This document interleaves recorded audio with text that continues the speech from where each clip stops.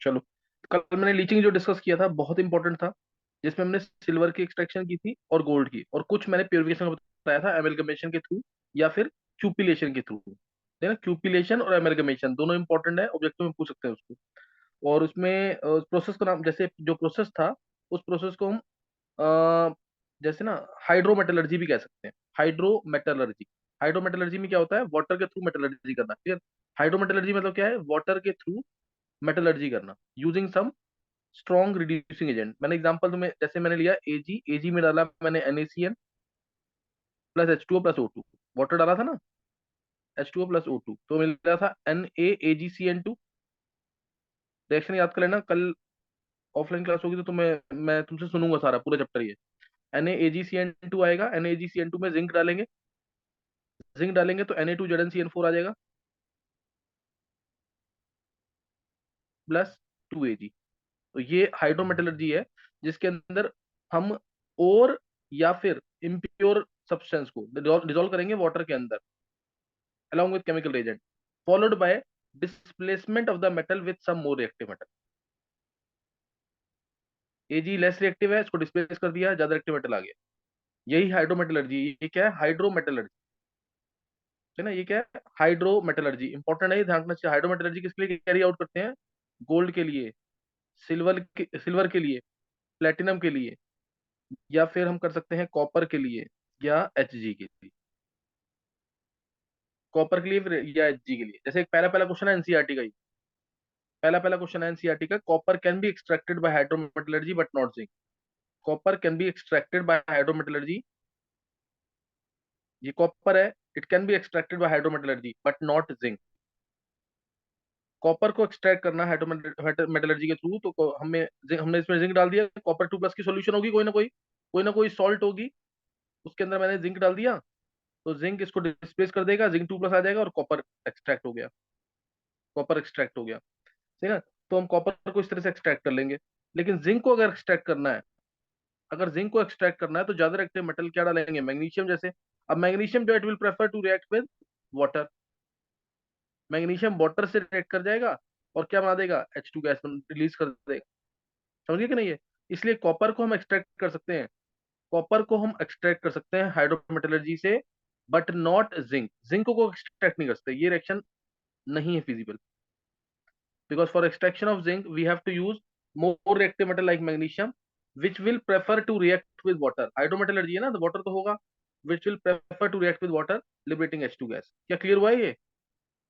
Sir जो zinc में है तो मतलब बस Mg के तरह के सारे एलिमेंट ये वाटर के साथ बना लेंगे। नहीं नहीं, मैग्नीशियम तो रिएक्ट ही पहले इससे करेगा ना, H2O के साथ। हम्म। हम्म। इसकी फास्ट रिएक्शन होती है, हल्का सा गर्म पानी होगा तो रिएक्शन हो जाती है इसकी मैग्नीशियम के साथ। ये एस ब्लॉक में बताया हुआ है ना। यस, लेकिन हम कोई और नहीं ले सकते मैग्नीशियम की जगह? हाँ ले सकते हैं, थोड़ा इकोनॉमिकल प्रोसेस भी देखते हैं ना, जैसे मैं ऊपर जो बता रहा हूँ तुम्हें, क्या ये प्रोसेस फिजिबल, क्या इकोनॉमिकल है, फाइनेंशियली ये जो प्रोसेस है नहीं हो पाएगा। रीजन, क्योंकि कॉपर+2, कॉपर को तुम देखोगे तो 200-300 रुपए किलो आ जाता है, और जिंक जो है वो 800-1000 रुपए किलो के आसपास है।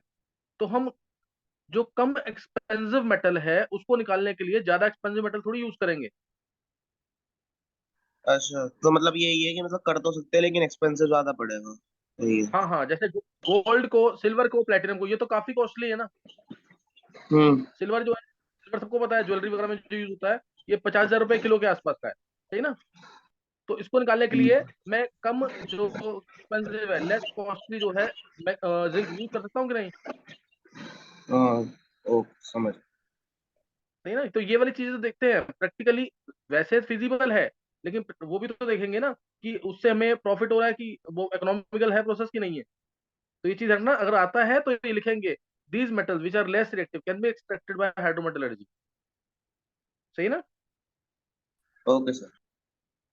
तो ये चीज तुम्हें इसके अंदर ध्यान रखनी है, इंपॉर्टेंट चीज है ये।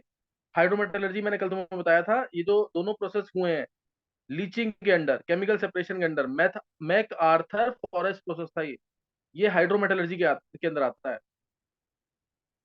वाटर के थ्रू मेटलर्जी करना, फिर followed by displacement with some more reactive metal, by displacement with some more reactive metal. हाँ ये हो सकता है कि जैसे कॉपर का जो एक्सट्रैक्शन करना है हाइड्रोमेटलर्जी से, हम ये ऐसा कर सकते हैं लो ग्रेड कॉपर ओर्स जो होते हैं ना, लो ग्रेड कॉपर ओर्स क्या होते हैं, जिसके अंदर कॉपर का कंटेंट क्या होगा, कम होगा ना काफी। हम्म। लो ग्रेड कॉपर ओर्स हैं, उसके अंदर आयरन के स्क्रैप डाल देंगे, आयरन स्क्रैप डाल देंगे, आयरन तो ज्यादा एक्टिव होता है, तो वो धीरे धीरे करके कॉपर को निकालता रहेगा, सही ना। तो उधर हम यूज ओके, करते हैं। वो बहुत स्लो तो होगा लेकिन कॉपर, प्रोसेस। हाँ प्रोसेस स्लो होगा थोड़ा सा, लो ग्रेड कॉपर हो रहा है ना, कॉपर का कंटेंट ही बहुत कम है, तो तुमने थोड़ा सा आयरन स्क्रैप डाल दिया उसके अंदर, iron is more active than copper, तो वो डिस्प्लेस करता रहेगा उसको, ओके सही सर। है। तो ये कल मैंने तुम्हें ये बता दिया था पूरा, है ना, कल ये पूरा हो चुका है हाइड्रोमेटलर्जी के अंदर, है ना, ये पूरा हो चुका है। मैं एक बार क्वेश्चन पूछ रहा हूँ, देखते हैं जो फर्स्ट टाइम पे आंसर करेगा उसने पढ़ा है चैप्टर। कल तो मैं तुमसे पूछूंगा ही, मैं भी एक बार पूछ रहा हूँ, बस ये पता लग जाए किसने पढ़ा है। अगर एक्सेस गोल्ड की एक्सट्रैक्शन के लिए, ध्यान ध्यान से सुनना, गोल्ड की एक्सट्रैक्शन के लिए अगर एक्सेस केसीएन है, तो क्या ये इम्प्योर गोल्ड से हम प्योर गोल्ड ऑब्टेन कर सकते हैं कि नहीं? नहीं नहीं सर, नहीं। नो नहीं कर नहीं कर क्या सकते सकते। सर, नहीं कर एक बार सकते। हैंड से करना जिसको आंसर पता है, हैंड से करना जिसको आंसर पता है। ये कल मैंने बहुत छोटे में बताया था, जल्दी से बताया था मैंने ये, मेरे को बस ये चेक करना है कि किस किस ने पढ़ा है, उसको आंसर पता होगा ये। दीपांशी, तान्या, गर्व, अर्शी, अर्जुन, सौम्या। अर्शी तुम बोलो आंसर जरा, आंसर क्या आएगा इसका? Sir, if excess, KCN is added in axis, then it forms हाँ, क्या फॉर्म करेगा?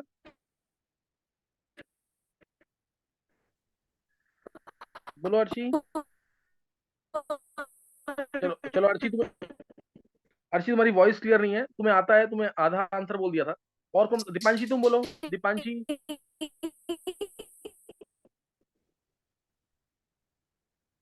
अर्शी म्यूट कर लो, वॉइस क्लियर नहीं आ रही तुम्हारी। AuC3. हाँ बोलो Yes, बोलो, sir. हाँ बोलो, तुम्हारी वॉइस थोड़ी क्लियर नहीं आ रही है। Sir, do I बोलो speak अर्शी। again? हाँ हाँ बोलो। If KCN is added in axis, then it forms AuCN4, and then in whole 3, and then बिल्कुल सही है, AU won't be retrieved. Exact answer है बिल्कुल। If KCN is added in excess, then a complex stable complex AuCN4 3 negative is form. तो इससे दोबारा gold नहीं मिल पाता, इससे गोल्ड नहीं मिल पाता। तो बस ये रीजन था, ये 5-6 बच्चों को याद था आंसर इसका। लिखते रहो, देख के नहीं बोलना, बिल्कुल भी ध्यान रखना इसका, सही ना। तो ये आंसर सही है इसका। नेक्स्ट अभी जो हमें पढ़ना है आज, अभी हमने पढ़ लिया है कंसंट्रेशन ऑफ ओर, ये सब कंसंट्रेशन और बेनिफिकेशन और ड्रेसिंग ये पढ़ लिया है, जिसमें मैंने 3 फिजिकल मेथड बताए थे और एक केमिकल सेपरेशन। 3 फिजिकल मेथड्स थे, हाइड्रोलिक वॉशिंग जिसका दूसरा नाम लेविगेशन ग्रेविटी सेपरेशन भी था, दूसरा था मैग्नेटिक सेपरेशन, तीसरा था फ्रॉथ फ्लोटेशन प्रोसेस जो बहुत इंपॉर्टेंट था, और फोर्थ था केमिकल सेपरेशन जो लीचिंग के अंदर आता है, लीचिंग के अंदर। उसके अंदर हमने 2 प्रोसेस पढ़े थे, एक बेयर्स प्रोसेस के अलावा हम हॉल्स प्रोसेस, सरपेक्स प्रोसेस भी कर चुके हैं, और लास्ट जो था मैकआर्थर फॉरेस्ट प्रोसेस, ये सब लीचिंग के अंदर था, जिसमें हाइड्रोमेटलर्जी भी थोड़ा सा मैंने तुम्हें बता दिया। हाँ, हाइड्रोमेटलर्जी, सही ना, लेस रिएक्टिव मेटल को डिस्प्लेस करेंगे उसकी सॉल्ट से, और ज्यादा रिएक्टिव मेटल डाल के यूजिंग वाटर एज सॉल्वेंट। तो ये इतना हो चुका है। नेक्स्ट जो है, अब तुम्हें जो करना है, अब ओर को कन्वर्ट करना है ऑक्साइड के अंदर, ओर को ऑक्साइड में कन्वर्ट करना है, ये पढ़ेंगे आज, ठीक है ना। ओर से ऑक्साइड कैसे मिलेगा, तो ओर से ऑक्साइड मिलने के 2 तरीके हैं। ओर से ऑक्साइड मिलना है तो एक तरीका तो कौन सा है, कैल्सिनेशन, और दूसरा तरीका कौन सा है, रोस्टिंग। रोस्टिंग। हाँ, ये 2 मेथड है, ये 2 मेथड खत्म करने हैं आज, सही ना, कैल्सिनेशन और रोस्टिंग। फिर इसके अलावा हमें एलिंगम डायग्राम वगैरह स्टडी करना है। तो कैल्सिनेशन और रोस्टिंग ये क्या है, इन दोनों में डिफरेंस आता है पेपर के अंदर ना, इन दोनों में डिफरेंस आता है, तो मेजर डिफरेंस जो होंगे वो नोट करेंगे कैल्सिनेशन और रोस्टिंग के अंदर। कैल्सी कुछ पॉइंट्स कॉमन भी होंगे, कैल्सिनेशन रोस्टिंग नोट करेंगे। कैल्सिनेशन, कैल्सिनेशन में हम ओर को हीट करते हैं, ओर को हीट करते हैं किसमें, एब्सेंस ऑफ एयर के अंदर, या बहुत कम सप्लाई होगी एयर की, और बिलो मेल्टिंग पॉइंट, ये लाइन याद याद रखनी। कैल्सिनेशन में जब हम ओर को हीट करेंगे, तो हीट करेंगे in absence of air, below it's melting point, absence of air below it's melting point, सही ना। और दूसरा ये मेनली होगा जो, वो होगा कार्बोनेट ओर्स के लिए। पहले तो लिख देना एब्सेंस ऑफ एयर में हीट करते हैं, बिलो मेल्टिंग पॉइंट। और इसके अंदर क्या होगा, एक्सेस ऑफ एयर में, प्रेजेंस ऑफ एयर में, बिलो मेल्टिंग पॉइंट। ये पॉइंट ध्यान रखना इसके अंदर। ये मेनली किसके लिए है, कार्बोनेट ओर्स के लिए, कार्बोनेट ओर्स के लिए। इसके अलावा ये हाइड्रोक्साइड ओर्स के लिए, हाइड्रोक्साइड के लिए कम देखने को मिलेगा ये। और हाइड्रेटेड ऑक्साइड्स के लिए, जैसे Al2O3.XS2। मेनली जो तुम्हें दिखेगा वो कैल्सिनेशन कार्बोनेट, कैल्सिनेशन कार्बोनेट याद रखना, कार्बोनेट ओर्स के लिए। और ये जो है, ये है सल्फाइड ओर्स के लिए। सल्फ, इसकी एग्जांपल दूंगा ताकि और के नाम भी तुम्हें याद हो जाए। सल्फाइड ओर्स के लिए, clear, this is for sulphide ores mainly, sulphide ores के लिए। अब एक एग्जांपल लिया, जैसे मैंने लिया लाइमस्टोन, लाइमस्टोन को हीट किया, कार्बोनेट हो रहा है, इसको गर्म किया एब्सेंस ऑफ एयर के अंदर, तो क्या मिल जाएगा, CaO प्लस CO2। तो इसमें तुम्हें दिख रहा है थर्मल डिकम्पोजिशन हुआ। इसमें क्या हुआ, थर्मल डिकम्पोजिशन। जो स्टेट यहाँ पे है कैल्शियम की +2, वही स्टेट यहाँ पे कैल्शियम की +2। तो इसे बोलते हैं, स्टेट चेंज नहीं हो रही, गर्म करने पर टूट रहा है ये, इसे बोलते हैं थर्मल डिकम्पोजिशन। ये क्या है, थर्मल डिकम्पोजिशन। और CO2 गैस क्योंकि ओर में से बाहर निकल रही है, क्योंकि CO2 गैस ओर में से बाहर निकल रही है, इसलिए उसके अंदर छोटे छोटे होल्स हो जाएंगे, वो पोरस हो जाएगा, वो छोटे छोटे होल्स हो जाएंगे, that is ore will become porous. अब पोरस हो जाएगा, ऑक्साइड बन गया। अब इस ऑक्साइड के अंदर आसानी से रिड्यूसिंग एजेंट जा सकता है, क्यों, क्योंकि वो पोरस है, आसानी से रिड्यूसिंग एजेंट जा सकता है। सरफेस एरिया बढ़, पोरस होने का मतलब है सरफेस एरिया बढ़ गया, सरफेस एरिया बढ़ गया, पोरस हो गया, ये आसानी से इसके अंदर रिड्यूसिंग एजेंट जा सकता है और अपनी रिएक्शन कर सकता है, इसको रिड्यूस कर देगा मेटल को। That will, that is it will be easily it will be easy to work with the ore in subsequent stages, मतलब आगे आने वाली स्टेजेस जो हैं उनमें काम करना आसान हो जाएगा CO2 निकलने के बाद। क्या समझ आ गई है,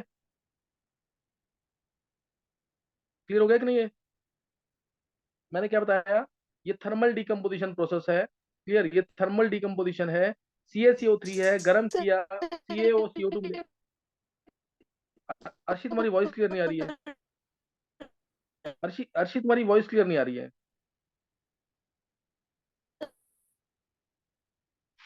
देखो CaCO3 है, इसको गर्म किया, CO2 गैस बाहर निकल जाएगी, उसमें पिन होल्स हो जाएंगे, छोटे छोटे होल्स होने का मतलब है और पोरस हो जाएगा। अब आगे हम रिड्यूसिंग एजेंट डालेंगे, तो रिड्यूसिंग एजेंट प्रॉपरली चला जाएगा इसके ओर के अंदर और अपना काम सर आसानी पॉइंट से करेगा और सर मेटल ऑक्साइड को रिड्यूस कर देगा। सर अब है। हाँ बोलो, हाँ हाँ बोलो अर्शी।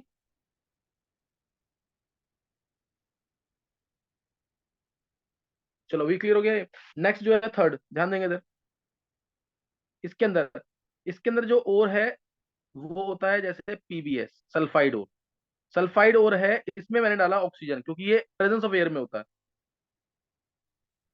हाँ अर्शी एक मिनट बता रहा हूँ मैं, PbS है, ऑक्सीजन डालेंगे तो ये भी PbO बनेगा, +SO2, +SO2। अब पहले तो ये ध्यान रखेंगे, ये थर्मल ऑक्सीडेशन है, गर्म तो इसमें भी कर रहे हैं, थर्मल ऑक्सीडेशन है। PbS है, S की स्टेट यहाँ -2 है, S की स्टेट यहाँ +4 हो गई, इसका मतलब ये थर्मल ऑक्सीडेशन है, वो थर्मल डिकम्पोजिशन था, ये थर्मल ऑक्सीडेशन है। क्लियर हुआ पॉइंट की नहीं है, क्लियर हो गया पॉइंट। Yes sir. ध्यान रखना, CaCO3 को मैं दोबारा बोल रहा हूँ एक बार, CaCO3 को जब हमने गर्म किया, CaCO3 लाइमस्टोन है, इसको जब गर्म किया हमने, तो CO2 गैस एस्केप कर जाएगी, CO2 गैस एस्केप कर जाएगी, तो जो लाइमस्टोन है या कोई भी कार्बोनेट ओर है, इसके अंदर छोटे छोटे होल्स आ जाएंगे, क्योंकि गैस अंदर से बाहर निकल रही है ना ये, तो होल्स होने की वजह से और हो जाएगा पोरस, इसे पोरस हो जाएगा, सरफेस एरिया क्या हो जाएगा, बढ़ जाएगा। अब आगे वाला जो प्रोसेस है इसका, वो क्या है, आगे वाली स्टेज क्या है, इसका रिडक्शन करना। तो अगर हम जैसे ही रिड्यूसिंग एजेंट डालेंगे, वो रिड्यूसिंग एजेंट प्रॉपरली मिक्स हो जाएगा इस ऑक्साइड के साथ और इसको रिड्यूस कर देगा। पोरस होने से ये फायदा होता है, सरफेस एरिया बढ़ जाता है, रेट ऑफ रिएक्शन भी बढ़ जाता है, सरफेस एरिया बढ़ जाता है, रेट ऑफ रिएक्शन भी बढ़ जाता है। क्या क्लियर हो गया अर्शी। देखो अब नेक्स्ट है, यहाँ पे एस की स्टेट -2 थी, एस की स्टेट -2 और एस की स्टेट यहाँ क्या है +4। तो ये थर्मल ऑक्सीडेशन है, यहाँ पे थर्मल डिकम्पोजिशन। इसकी मैं अभी और एग्जांपल लूंगा, इतना तुम्हें पता होना चाहिए जरूर। इसके अंदर जो मॉइस्चर है, मॉइस्चर इधर भी रिमूव हो जाता है, ऑर्गेनिक मैटर भी है ना कार्बन हाइड्रोजन वाला, वो भी डिस्ट्रॉय हो जाता है, मॉइस्चर रिमूव। सेम चीज यहाँ होगी, मॉइस्चर यहाँ पे भी रिमूव हो जाता है, ऑक्सी जो ऑर्गेनिक मैटर है इम्प्योर फॉर्म में, यानी जो गैंग पार्टिकल्स एक तरह से, वो भी डिस्ट्रॉय हो जाते हैं इस प्रोसेस। और जो इम्प्योरिटीज है, वोलेटाइल इम्प्योरिटीज है, जैसे सल्फर, आर्सेनिक, एंटीमनी, फॉस्फोरस, क्योंकि मैंने इसके अंदर कैल्सिनेशन में ऑक्सीजन नहीं डाला है या बहुत लिमिटेड अमाउंट में डाला है, तो sulphur as it is escape कर जाएगा, arsenic as as it is escape कर जाएगा, ऐसे ही एंटीमनी, ऐसे ही फॉस्फोरस। या तो ये अपने, और इस केस में क्या होगा, इस केस में क्योंकि मैंने एयर के प्रेजेंस में रिएक्शन की है, एयर के प्रेजेंस में रोस्टिंग हुआ है below melting point, below melting point ध्यान रखना, तो इसलिए सल्फर जो है SO2 बन के उड़ेगा, आर्सेनिक AS2O5 या AS4O10 बन के एस्केप करेगा, Sb2O5 या Sb4O10, ऐसे ही ये P4O10। क्या क्लियर हो गया है?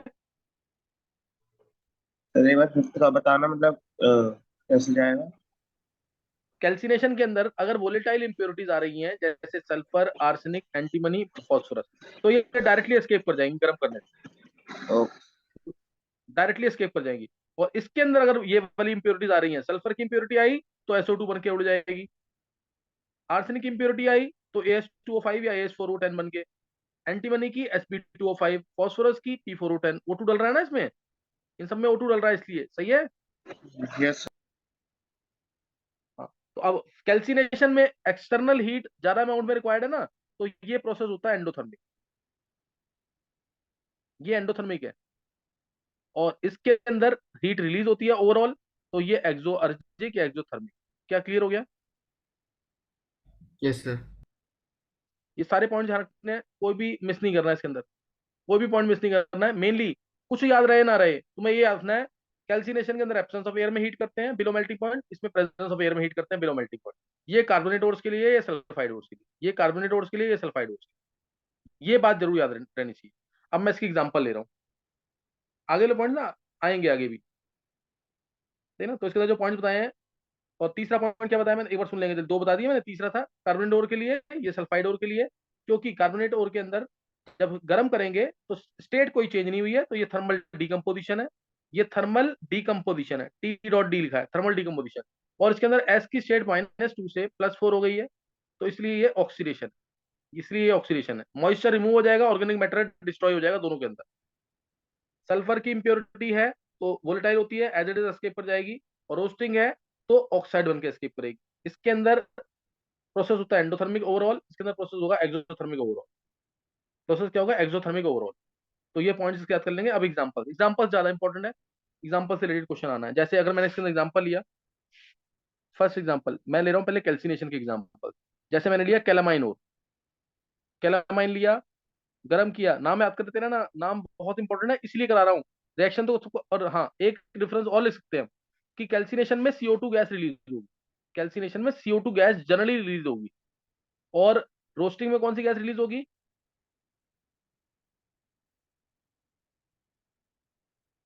SO2। इम्प्योरिटी का हाँ ऑक्साइड। SO, हाँ उसमें सल्फर डाइऑक्साइड, ZnO सॉलिड और SO2 CO2 गैस। ये कैलामाइन ओर है, ओर के नाम याद कराने हैं, इससे बोल रहा हूँ। फिर नेक्स्ट है सिडराइट ओर, FeCO3, पहले भी बताया हूँ मैंने, सिडराइट। तो इसमें भी FeO प्लस CO2। फिर डोलोमाइट ले लिया, CaCO3.MgCO3, तो CaO plus MgO plus 2CO2। गर्भ सिंगल बीच में अटेंडेंस ले लेना जरूर, कल से चेक करना कि कल बच्चे कौन कौन से एब्सेंट है। गर्भ, यस सर। सिडराइट बता दिया मैंने। और उसके बाद आ गया, जैसे सिडराइट ले लिया, मैग्नेसाइट ले लेते हैं, MgCO3, गर्म करेंगे मैग्नेसाइट, ये डोलोमाइट था। और के नाम ऐसे ही याद होंगे, मैं 3-4 बार यूज करूंगा चैप्टर के अंदर, तो तुम्हें याद हो जाएगा, नहीं तो थोड़ा टफ होता है याद करना डायरेक्ट। और 3-4 बच्चों ने उस दिन याद कर लिए थे।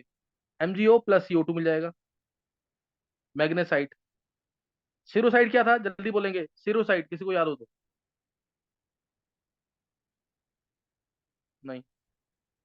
Sir PbCO3। PbCO3।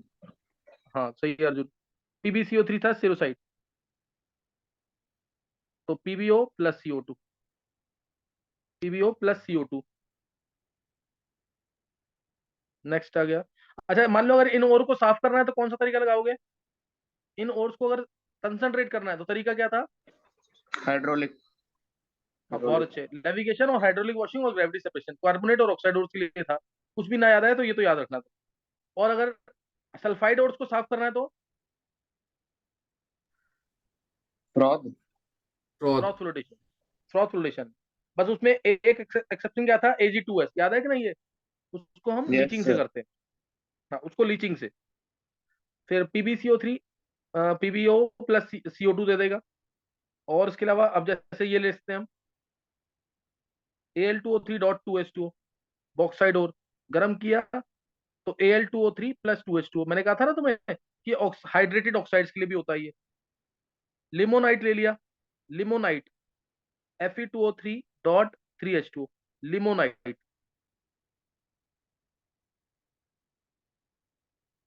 Fe2O3 plus 3H2O, गर्म करेंगे तो ये आ जाएगा। फिर इसके अलावा आ जाता है 8, मेलाचाइट ले लिया, CuCO3.CuO छोड़ ट्वाइस, तो CuO plus H2O plus CO2। एज्यूराइट होगा। मेलामाइन। हाँ एज्यूराइट में क्या फॉर्मूला आ जाएगा? एज़ुराइट में से 2CuCO3। बस CO 2 थ्री लगा। हाँ छोड़ दो ये एज्यूराइट। हाँ एज्यूराइट ये है। तो देखो ये पढ़ाने का पर्पज ये भी है ना कि तुम्हें ये फॉर्मुले जो है इसके और उसके जो फॉर्मुले हैं वो याद हो जाए, क्योंकि 90% है और के फॉर्मुले से रिलेटेड क्वेश्चन आ जाता है। तो ये तुम्हें ध्यान रखना है इसके अंदर। नेक्स्ट जो है मैं ले रहा हूँ सर सिक्स्थ जैसे वाले का एक बार हाइड्रोक्साइड। बताना। दोबारा बोला अर्जुन। सिक्स्थ वाले का नाम आपने लिखा नहीं है। हाँ ये बॉक्साइट ना। और तुम्हें याद होगा कौन सा एक ऐसा हो रहा है जो oxide as well as hydroxide दोनों में काउंट होता है? फिर बॉक्साइट हो काउंट होता है। बॉक्साइड। बॉक्साइट हो, AlOX OH3 - 2x, x 0 से बड़ा 1 से छोटा। तो ये मैंने एग्जांपल किसकी दी है? ये सारी एग्जांपल किसकी हैं? कैंडिडेट उसके कैलिनेशन। एलिनेशन। ये सारी एग्जांपल किसकी हैं? कैल्सिनेशन, है ना? ये सारी एग्जांपल किसकी हैं? कैल्सिनेशन। एक एक एग्जांपल याद करनी है क्योंकि और के नाम ऐसे ही याद होंगे। नेक्स्ट सर एग्जांपल मैं मैं दे पीछे रहा हूँ वाला पेज कर रोस्टिंग। दो प्लीज। सर एक बार पेज दिखा दो। एक मिनट बस देख लो एक बार।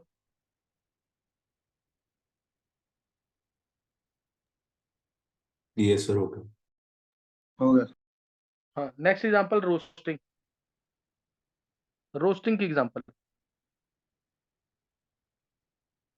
रोस्टिंग, रोस्टिंग में जैसे मैं ये 3 या 4 एग्जांपल है, सारी इंपॉर्टेंट है। जैसे जेड एन एस में O2 डाला तो ZnO प्लस SO2, हीट तो करते ही हैं लेकिन ओवरऑल हीट रिलीज होती है। फिर Cu2S, copper glance, zinc blende या स्पेल हेराइट है ये, जिंक ब्लेंडे या स्पेल हेराइट। इसमें O2 डाला तो Cu2O प्लस SO2। ये copper glance, copper glance, HGS cinnabar, cinnabar O2 डाला HGO प्लस SO2।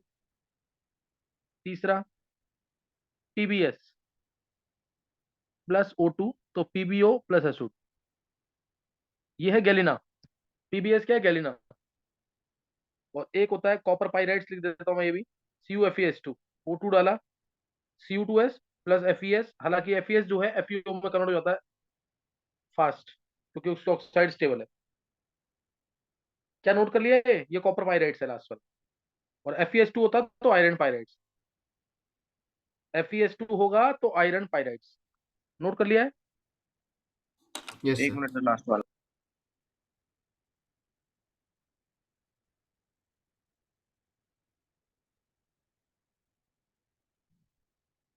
हो गया सर। अब ये ध्यान रखना, ये 3 इंपॉर्टेंट बॉल, CuHgPb, CuHgPb तीनों का सेल्फ रिडक्शन या ऑटो रिडक्शन, तीनों का सेल्फ रिडक्शन या ऑटो रिडक्शन, ये बहुत इंपॉर्टेंट। Cu2S जो है, ये अगर हम उसको लिमिटेड अमाउंट ऑफ ऑक्सीजन में पास करते हैं, Cu2S को लिमिटेड अमाउंट ऑफ ऑक्सीजन में पास करते हैं तो Cu2O बनता है। Cu2S बच गया, Cu2O बन गया, दोनों आपस में रिएक्ट करके एक दूसरे को खत्म कर देते हैं और SO2 जो स्टेबल गैस है रिलीज हुआ, क्या बन जाता है? Cu plus SO2। इसे कहते हैं सेल्फ रिडक्शन। अपने आप ही, कहीं से बाहर से किसी की कोई जरूरत नहीं है, खुद ही इन दोनों ने आपस में रिएक्ट करके कॉपर मेटल को बना दी, कॉपर प्लस SO2। इसे बोलते हैं सेल्फ रिडक्शन। ऐसे ही HGS सिनाबार, O2 डाला, HgO बना, HGS और O2, HGS और HgO, HGS बच गया, इन्हीं के साथ पॉसिबल है ऐसा, इन्हीं के साथ पॉसिबल है ऐसा, ध्यान का चीज का, क्योंकि जिंक तो ज्यादा एक्टिव है ना, जिंक ज्यादा एक्टिव है, तो ये नहीं कर पाता ऐसे, है ना, इस पे बच नहीं पाता है। O2 के साथ HGS प्लस HgO दोनों रिएक्ट करेंगे आपस में और क्या हो जाएगा? Hg plus SO2, Hg plus SO2, mercury का प्रिपरेशन हो जाएगा। PbS बच गया, PbO बन गया, दोनों आपस में रिएक्ट कर जाएंगे और बन जाएगा Pb plus SO2, Pb plus SO2। H2 minus यहाँ पे रिड्यूसिंग एजेंट का काम करता है, H2 माइनस। समझ गए कि नहीं? है इन तीनों, ये सेल्फ रिडक्शन या ऑटो रिडक्शन का मीनिंग क्लियर हो गया? Yes sir. ये इंपॉर्टेंट है, सेल्फ रिडक्शन या auto reduction, most important question है, 10 में से 9 बार कहूंगा मैं, इसका क्वेश्चन आएगा। क्वेश्चन आएगा ऑटो रिडक्शन या सेल्फ रिडक्शन किसका होता है, ऑटो रिडक्शन या सेल्फ रिडक्शन किसका होता है? तो तीन है, CuHgPb। सर तो जैसे मतलब जैसे रिएक्शन होती है तो ये एकदम से अपने आप ही पूरा कर लेते हैं, मतलब हाँ रिएक्शन। अपने आप, हाँ बिल्कुल, लिमिटेड अमाउंट पे ऑक्सीजन पास करते हैं तो डायरेक्ट मेटल मिल जाता है। और पीबी तो ऑलमोस्ट प्योर फॉर्म में मिल जाता है, पीबी ऑलमोस्ट प्योर फॉर्म में मिल जाता है। Hg स्लाइटली इम्प्योर होता है और जो कॉपर होता है वो इम्प्योर होता है, ये याद रखना। रिडक्शन में ना, रिडक्शन बाय, जैसे मैंने बोला रिडक्शन बाय कार्बन किसका होता है? Reduction by carbon, reduction by carbon और CO जब इससे रिडक्शन करते हैं ना तो इस प्रोसेस को स्मेल्टिंग भी कहते हैं। रिडक्शन बाय कार्बन और CO, मोल्टन फॉर्म मेटल मिल जाता है इससे, मोल्टन फॉर्म मेटल। और जनरली ये किसके लिए होगा? जो बहुत रिएक्टिव मेटल्स नहीं है, टिन, जिंक, Cu हो गया, या फिर Fe हो गया, या Pb हो गया। ये एलिंगम डायग्राम में तो पता लगेगा। ये एलिमेंट्स ऐसे हैं, इनकी ऑक्साइड्स का रिडक्शन कार्बन के थ्रू हो सकता है, लेकिन मेन रिडक्शन कार्बन के थ्रू नहीं होता है, कार्बन मोनोऑक्साइड के थ्रू होता है। कार्बन मोनोऑक्साइड ज्यादा अच्छा रिड्यूसिंग एजेंट है। क्यों? क्योंकि अगर मैं कार्बन के थ्रू रिडक्शन करता हूँ, सपोज पीबीओ सॉलिड फॉर्म में और कार्बन कोयला जो है वो भी सॉलिड फॉर्म में, तो सॉलिड सॉलिड में इंटरेक्शन क्या होगी? कम होगी। सॉलिड सॉलिड में इंटरेक्शन कम होगी, हीट बहुत ज्यादा देनी पड़ेगी। तो इसलिए मेन रिडक्शन जो है कार्बन मोनोऑक्साइड करता है, क्योंकि पीबीओ सॉलिड फॉर्म में है और सीओ गैसियस फॉर्म में है, तो उतनी हीट नहीं देनी नहीं पड़ती है। PB plus CO. क्या समझ आया मैंने क्या बोला?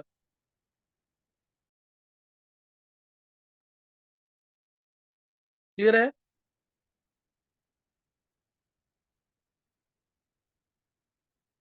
Yes sir.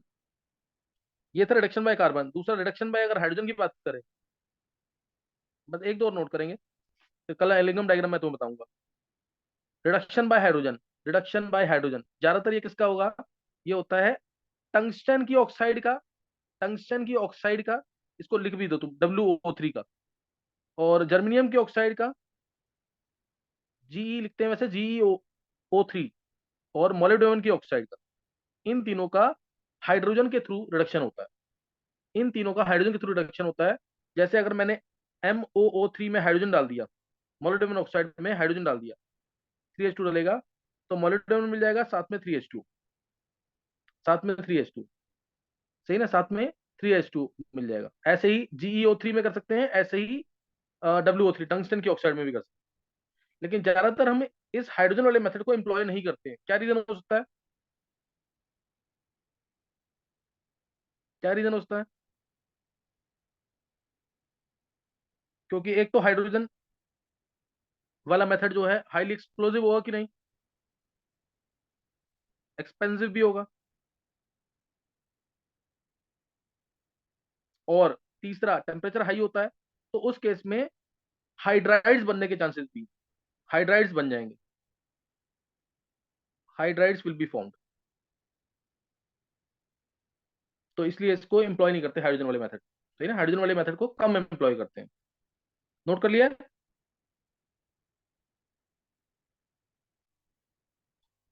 Sir 2 yes sir.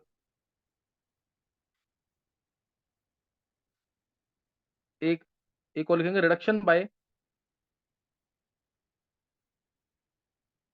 लिखते हैं इसमें ज्यादा रिएक्टिव मेटल जैसे सोडियम, मैग्नीशियम या कैल्शियम, इसके थ्रू रिडक्शन होता है। इसके थ्रू रिडक्शन किसका हुआ, जैसे टाइटेनियम टेट्राक्लोराइड का, वेनेडियम ट्राइक्लोराइड का या B2O3 का, इनका रिडक्शन कर सकते हैं हम by using more reactive metals, और इसमें ज्यादातर जो पूछा जाता है ना, वो पूछा जाता है TiCl4 के लिए। TiCl4 में मैग्नीशियम डाला तो रिडक्शन होके मिलता है, और गैस यूज करते हैं हीलियम, इनर्ट गैसेस यूज करते हैं हीलियम, Ti मिल जाएगा प्लस MgCl2। क्वेश्चन आता है इसके अंदर, हमने हीलियम की जगह नाइट्रोजन भी इनर्ट गैस है वो क्यों यूज नहीं की, ये क्वेश्चन आ जाता है इसके अंदर, नाइट्रोजन गैस क्यों नहीं यूज की, ये सबको पता आंसर इसका, नाइट्रोजन गैस क्यों यूज नहीं की। एनर्जी रिएक्ट कर जाएगा। हाँ बहुत अच्छे। Mg plus N2, magnesium Burns in air, है ना, Mg प्लस N2 क्या बना देगा, Mg3N2, Mg प्लस N2 क्या बना देगा, Mg3N2, है ना, Mg प्लस N2 क्या बना देगा, Mg3N2।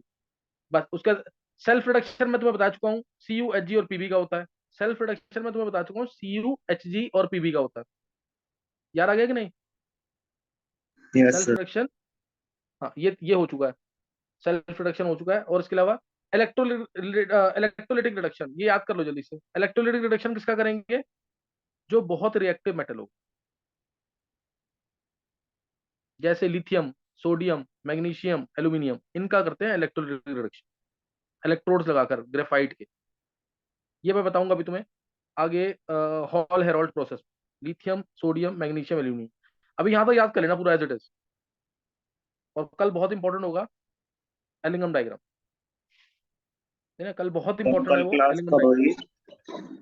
कल की क्लास में थोड़ा सा डाउट है, तुम अपना होमवर्क करके रखना जरूर, थोड़ा सा डाउट है, वही 4 बजे के आसपास क्लास। ठीक है।